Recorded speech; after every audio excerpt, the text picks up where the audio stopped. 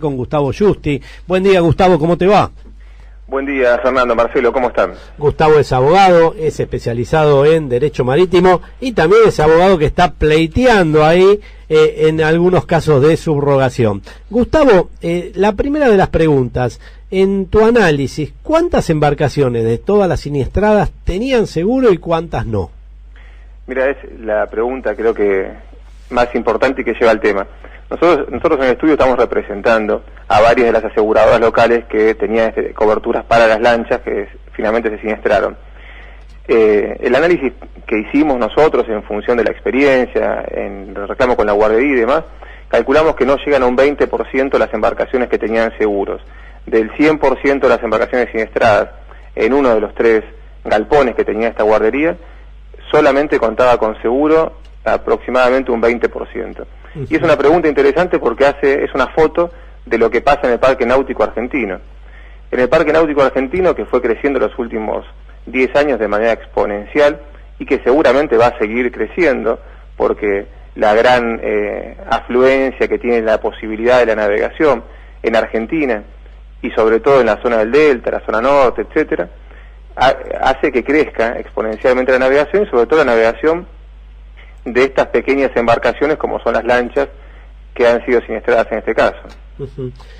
¿Por qué crees que no hay interés? O sea, ¿no hay interés en asegurar las embarcaciones o no hay difusión del seguro o no hay obligatoriedad y eso dispara que finalmente no haya aseguramiento? Es un tema de muchos años y en el que estamos trabajando también hace algunos años, tanto con compañías de seguros como con organismos oficiales y demás, en tratar de remediar esta situación. Creo que en alguna oportunidad hemos hablado porque los automóviles, las aeronaves, los ferrocarriles requieren seguros obligatorios, cuanto menos de responsabilidad civil. Y las embarcaciones, que no dejan de ser otro vehículo, al igual que las aeronaves y los autos, no tienen seguro. Y esto es la única razón, es la contemporaneidad de la ley, la ley de navegación, que es la que regula la navegación fluvial y marítima, data de principios de la década del 70, y el Código Aeronáutico, que fue el que lo siguió, y luego las legislaciones vinculadas con los seguros obligatorios de automotores, generaron la regulación de la obligatoriedad de los seguros cuanto menos de responsabilidad civil. Eso no pasó en la ley de navegación y no se fue generando la necesidad de este tipo de coberturas, sencillamente porque la cantidad de embarcaciones sobre el parque náutico no era tan importante en la década de 1970 o a fines de los 60 como lo es ahora.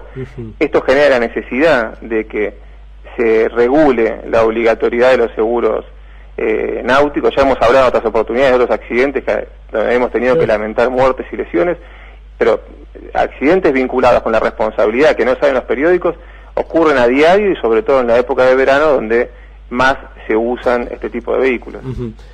Gustavo, yendo al caso específico del incendio de la guardería de Villa Laniata, aquellos que tenían seguro, ¿han cobrado ya todas sus acreencias? Esto es muy importante y sobre todo para los brokers y los asesores que nos escuchan. La importancia de las coberturas. Yo les decía que no llega a un 20% de las embarcaciones aseguradas. El siniestro fue a principios de enero. En nuestra experiencia, que como te decía, participamos acompañando a aseguradores locales y algunos otros extranjeros que han tomado este tipo de coberturas, entre el mes de fin de enero y mediados de febrero, algunos quizás en marzo, de acuerdo a la rapidez con que los asegurados presentaban la documentación, todos cobraron el 100% de la suma asegurada. Los que no tenían seguro y han tenido que ir a reclamarle al seguro de todo riesgo operativo o al seguro de RC que tenía la Marina, hasta donde es de nuestro conocimiento, muy pocos han cobrado y otros todavía siguen en pleito, intentando cobrar.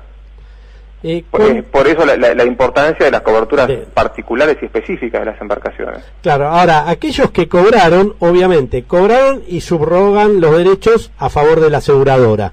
¿Qué está pasando con esas subrogaciones? ¿Vos estás llevando adelante mucho? Estamos llevando adelante, no está resultando sencillo, los aseguradores se toman su tiempo, realmente las ofertas que hemos logrado recién hace muy poquito tiempo no son satisfactorias en función de quizás algún análisis técnico, discusiones administrativas, es decir, va a ser una subrogación que va a tomar algún tiempo y que por supuesto es tiempo que los aseguradores quizás puedan soportar, en función de la subrogación, pero que mucho más difícil hubiese sido si tendrían que soportarlo los asegurados.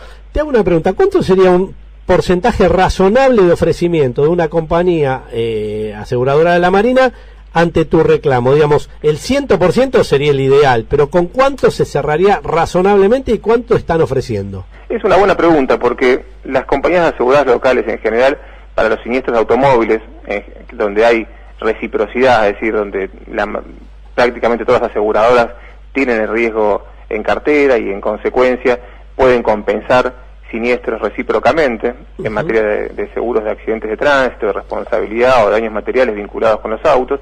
No ocurre lo mismo con las embarcaciones, es decir, son muy pocas las aseguradoras locales que asumen este riesgo. Yo diría que las principales no son más de 5. En consecuencia, no hay un porcentaje preestablecido entre las aseguradoras para este tipo de subrogaciones donde recíprocamente están dispuestas a hacer una quita. En mi experiencia, en este sentido, una subrogación del orden del 80% sin computar intereses para una rápida transacción es razonable. Lamentablemente hoy en día, con las tasas tan altas de intereses que tenemos, la demora en la subrogación también genera el aumento de estos montos de acuerdo en función de los intereses involucrados. Sí. Gustavo, te hago una pregunta. Aquellos que liquidaste o que viste liquidaciones que tenían sí seguro, ¿encontraste que las sumas estaban adecuadamente, razonablemente bien tomadas o se presentaron muchos casos de infraseguro? Bueno, ese es uno de los problemas que quizás generan, una de las causas que generan la falta de conciencia aseguradora en el mercado de la náutica. No solamente la falta de obligatoriedad, sino las sumas aseguradas vinculadas con las declaraciones. Es decir, a diferencia de lo que pasa con los autos, donde está relativamente tabulado el valor de un automóvil, en las embarcaciones los valores declarados que cada uno en su declaración impositiva tiene, y en discrepancia quizás con el valor real en algunos casos de las embarcaciones, generan que las sumas aseguradas en algunos casos no coincidan con los valores reales de los bienes siniestrados. En mi experiencia, en este caso en particular, no tuvimos problema con eso. Las sumas aseguradas coincidían en general con los valores reales, sobre todo las que estaban aseguradas en dólares. Ustedes saben que este tipo de riesgos suelen asegurarse en dólares americanos. Sí, quizás hubo que hacer algún ajuste y las pólizas lo permiten, en el caso de las sumas aseguradas en pesos, que por una cuestión de tiempo estaban algo desactualizadas. Pero en general no hubo inconveniente con las sumas aseguradas. Y te hago esta pregunta: supongamos que una persona tenía asegurada su embarcación, cobró de su seguro lo que le correspondía cobrar y tenía algún infraseguro. ¿Puede ir puede ir contra la guardería por la diferencia no cobrada por ese infraseguro? Definitivamente. De hecho, en algunos casos que hemos liquidado algunos siniestros donde los asegurados, no solamente por infraseguro, sino porque de repente tenían asegurado el casco de la lancha, pero no tenían asegurado el instrumental o los motores, en cuyo caso sí están yendo por la diferencia contra la Marina y se están encontrando con los mismos problemas, hasta donde nos han comentado los asegurados, que nos encontramos nosotros en la subrogación. La gran enseñanza de este siniestro creo que es que lo mejor que puede hacer un propietario de una embarcación, sea lancha, moto de agua, lo que fuere, es tenerla asegurada, tener su propio seguro, cobrar y después que la compañía se ocupe de la subrogación. Definitivamente, y como comentario que creo que es importante para la audiencia, para quienes están intermediando en el sector asegurador, saber que el Parque Náutico Argentino, hasta el último estudio que nosotros hicimos, que fue hace 2 años, superaba las 150.000 embarcaciones, estaba llegando casi a los 180.000 embarcaciones registradas en la prefectura, y las embarcaciones aseguradas no llegan al 10%. Quiere decir que hay un potencial enorme de aseguramiento, un mercado muy interesante, que si bien hoy no hay una obligatoriedad de tener cobertura de este tipo, sí es una buena oportunidad porque este tipo de siniestros generan conciencia aseguradora. Creo que es una oportunidad para tomar este tipo de cobertura. Por último, me comentabas que en esta situación hay empresas que fabrican embarcaciones que salieron a comprar créditos de, el crédito en potencialidad de este siniestro y ofreciéndote una lancha en reemplazo.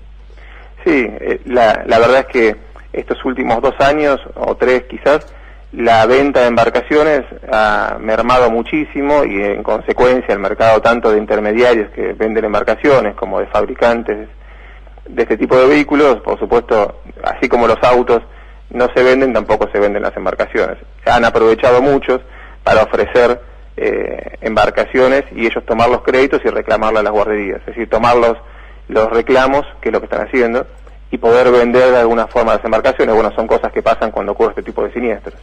Bueno, Gustavo Giusti, abogado especializado en Derecho Marítimo, gracias de nuevo por haber participado de este programa, y vamos a recordarle a la audiencia también que Gustavo Giusti también se suma al viaje de Tiempo de Seguros, así que gracias nuevamente por el apoyo. No, es un gusto siempre compartir con ustedes. Saludos.